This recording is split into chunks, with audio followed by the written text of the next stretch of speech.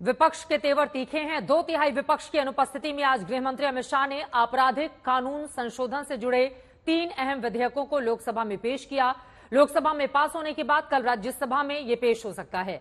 ये तीनों बिल भारतीय आईपीसी, सीआरपीसी और भारतीय साक्ष्य अधिनियम की जगह लेंगे। भारतीय नागरिक सुरक्षा संहिता में पहले 485 धाराएं थीं, अब 531 धाराएं होंगी।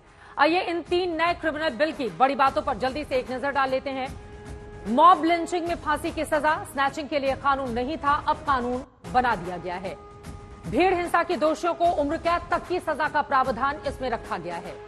हिट एंड रन केस में 10 साल तक की सजा मिलेगी। अगर गाड़ी चलाते वक्त हादसा होता है, फिर दोषी अगर घायल को पुलिस स्टेशन या अस्पताल ले जाता है तो फिर उसको कम सजा दी जाएगी। डॉक्टरों की लापरवाही से होने वाली हत्याओं को गैर इरादतन हत्या में रखा गया है, इसकी भी सजा बढ़ाई गई है। नए कानून में अब पुलिस की भी जवाबदेही तय की जाएगी। पहले किसी की गिरफ्तारी होती थी तो उसके परिवार के लोगों को जानकारी नहीं होती थी। अब कोई गिरफ्तार होगा तो पुलिस उसके परिवार को जानकारी देगी। किसी भी केस में 90 दिनों में क्या हुआ, इसकी जानकारी पुलिस पीड़ित को देना ही होगा। गैंगरेप के दोषी को 20 साल तक की सजा या जिंदा रहने तक जेल में ही रहना होगा। वहीं बलात्कार के मामले में अब उम्र कैद का भी जिक्र है। ऐसे में नाबालिग से रेप के मामले में आजीवन कारावास या फिर फांसी की सजा का प्रावधान रखा गया है। आतंकवाद को भी नए सिरे से परिभाषित किया गया है। आर्थिक सुरक्षा को नुकसान पहुंचाना आतंकवाद की कैटेगरी में आएगा। तस्करी या नकली नोट का उत्पादन करने पर, नकली नोट बनाने पर आतंकवाद जैसी कार्रवाई की जाएगी। सरकारी संपत्ति को नुकसान पहुंचाना भी आतंकवाद की कैटेगरी में आएगा। वहीं छोटे मोटे अपराधों के लिए जेल की सजा का प्रावधान खत्म कर दिया गया है। इस कैटेगरी में फाइन भी नहीं लगेगा, बल्कि दोषी को सामुदायिक सेवा करनी होगी। अब सामुदायिक सेवा को भी इस कानून में नए सिरे से परिभाषित किया गया है।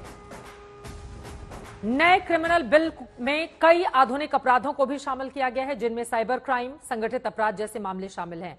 आज संसद में अमित शाह ने साफ किया कि अब अंग्रेजों का राज नहीं है। ऐसे में अंग्रेजों के कानून को पूरी तरह से बदल दिया गया है।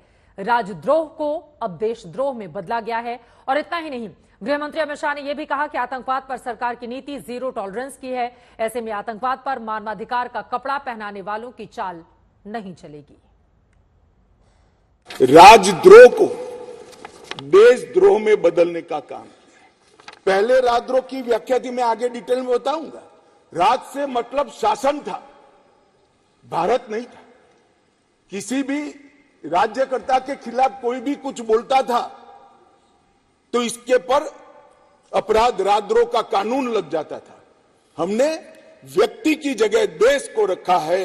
व्यक्ति की टीका ये लोकतंत्र का सबसे अच्छा लक्षण है और देश को नुकसान करने वाले को कभी बख्शना नहीं चाहिए। ये दृढ़ता भी इसमें है। राजद्रोह को इतने साल के बाद देशद्रोह में परिवर्तित करने का काम ये कानून करेगा। मान्यवर, इसमें बहुत सारी चीजों पर हमने थ्रस्ट दिया है। आतंकवाद की व्याख्या अब तक किसी भी क्रिमिनल जस्टिस सिस्टम के कानून में नहीं थी। पहली बार मोदी सरकार आतंकवाद को अब व्याख्यायित करने जा रही है, जिससे इसका कोई लूपहोल्स उठाकर आगे फायदा न ले पाए। लोकसभा में बहस के दौरान असदुद्दीन ओवैसी ने नए कानून बिल पर सवाल खड़े किए। ओवैसी की ओर से क्या कुछ कहा गया, सुनते हैं। जवान अलिया ने कहा था कि जुर्म में हम कमी करें भी तो क्यों, तुम सजा भी तो कम नहीं करते। सर, आज सच्चाई इस देश में यह है कि सूट पहनने वाला क्राइम से जुर्म से बच जाता है, जेल से बच जाता है। एक खाकी पहनने वाला किसी को करीब से गोली मार सकता है, हथकड़ी पहने हुए मुजरिम को, उसको कुछ नहीं, जवाबदेही नहीं है। सच्चाई हमारे मुल्क में यह है कि इस ऐवान में जिन पर टेररिज्म का चार्ज है वो इस कानून पर वोट डालेंगे कि टेररिज्म क्या है, नहीं है। सर, मुझे ये कहने की इजाजत दीजिए कि अगर आज भगत सिंह को और मोहनदास करमचंद गांधी को ये 3 क़वानीन बनाए जाते तो भगत सिंह और मोहनदास करमचंद गांधी कहते कि रोलट एक्ट है ये,